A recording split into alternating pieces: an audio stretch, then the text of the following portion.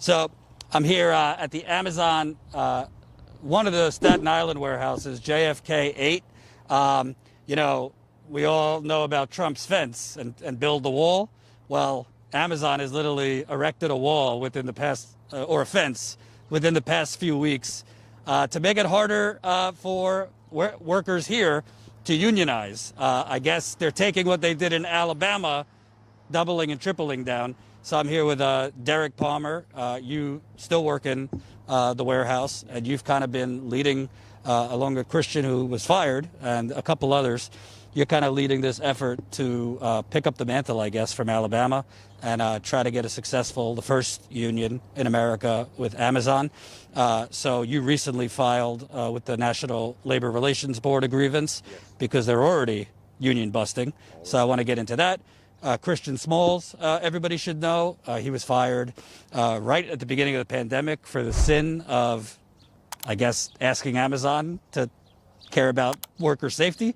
And there's a major lawsuit that the Attorney General of New York has filed, largely because of Amazon's illegal actions in firing Chris.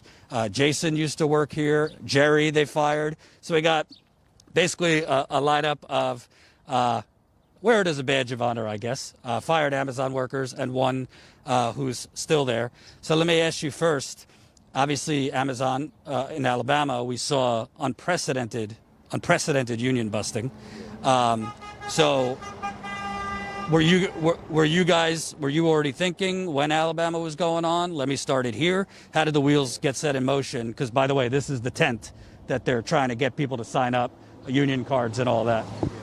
So definitely during the Alabama union drive is when we decided, you know what, I think we should give it a shot. But we wanted to wait on the outcome of the Alabama union drive. So after the drive was over, we decided to pick it up and start our own thing in Staten Island.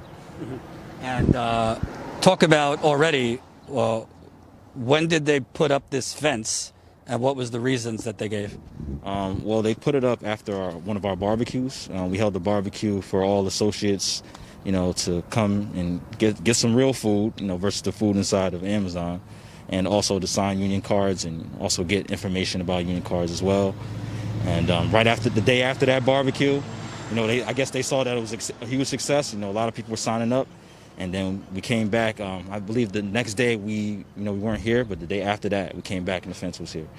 And I don't know if you could show them, John, but it's literally private property all over the fence. Even though I believe we're on a public sidewalk. So in Amazon's world, it's private property. Amazon claims they didn't put up the fence. I guess the landlord put up the fence. I wonder who told the landlord put up a fence. But by putting up the fence, you guys were a little further down there, easier to get people off the bus. So you had to move down here, which was their goal, I guess. Mm-hmm. Yeah. So I guess anything they could have done to stop us is what they did with the fence. That location was, much better location. As you can see, we have the buses here. They stop right there where the fence is, or where it began, pretty much.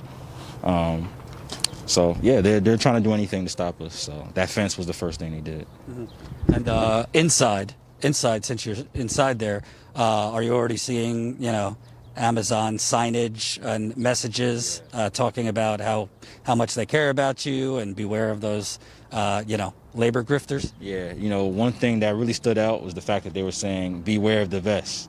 So, I wore my ambassador vest. I'm a worker. I'm an ambassador. So they're saying, beware of the vest, and don't talk to the people with the vest on. They're trying to say that we're misleading people, misleading the associates, which isn't true at all. I'm just showing you how long I've been here, and the amount of work that I put in. So, people, associates will relate to that, basically. So that's one of the issues. Another one where they were saying that we're not sanctioned by Amazon to do what we're doing, which is crazy. I think most corporations don't sanction people trying to unionize. Yeah. So that was another thing that stood out. What else were they saying?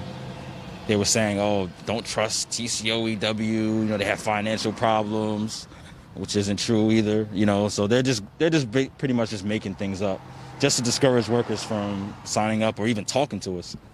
Because we noticed in the beginning, before they started the union busting campaign, a lot of associates were more responsive than now. Now when we try to talk to them, some of them are a little scared, like they'll literally just like jump away from us. And that's because of what Amazon's doing, and they're the ones that's really misleading, not us. We're giving them the facts about unions and what our goals are, and they're twisting it around, making it seem like we're trying to take their money. And that's not true. We just want a better workplace. I got a final, he got fired, he got fired, he got fired. All Amazon workers, all hard-working associates, and it just sucks. This is the reason why we started this. So can I just ask real quick, because I'm seeing a lot of commercials, like these wonderful, beautiful public relations commercials with Amazon, where they're putting little pods in the middle of the warehouse so people could be mindful and take a breath, meditate, whatever.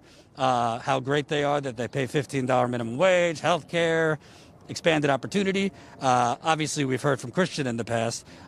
What's it like working in there? And I don't know if you know this, the audience might not. It actually came out, credit to Vice, in a leaked pamphlet that Amazon wants to create industrial athlete workers. In a leaked Amazon pamphlet obtained by Vice, the company describes warehouse workers as industrial athletes and details how its Working Well program will help workers by laying out guidelines to, quote, prepare their bodies for walking up to 13 miles a day or lifting a total of 20,000 pounds during a shift. So I haven't seen that commercial from them yet, that they want to make you industrial athletes. Certainly not paying you like industrial athletes. But I wanted to ask you, what's it like in there? Because the commercials they're putting on make it sound like this is a dream job. Yeah, so that's funny that you mention that, because every time Amazon gets a notification that any type of news outlet or anyone is going inside the facility, they'll tell all the management will tell all the the process assistants and area managers. They all communicate through Chime, and they'll tell them, oh, clean up this station, make sure this looks good, and we're going to have the media come to this specific station so that it makes it seem as though all the stations are as clean as they are, which isn't true. So, they're misleading again. We're talking about misleading, right? That's another thing they're doing. I do know from other people I spoke with that during the heart of the pandemic, if a news crew came, they would send people out on break to make it look like they had less staffers there and were social distancing. Yep.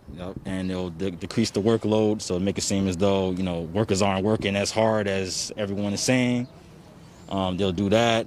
Also, you mentioned the Working Well program. So the Working Well program is when you're at your station, there'll be a little message on your screen, and it'll say oh, you have to do a certain stretch for 30 seconds. So that's the Working Well program right there. 30 seconds of a workout with a 10-hour shift. So, I don't know how that's going to help you 10 hours, but that's what that is.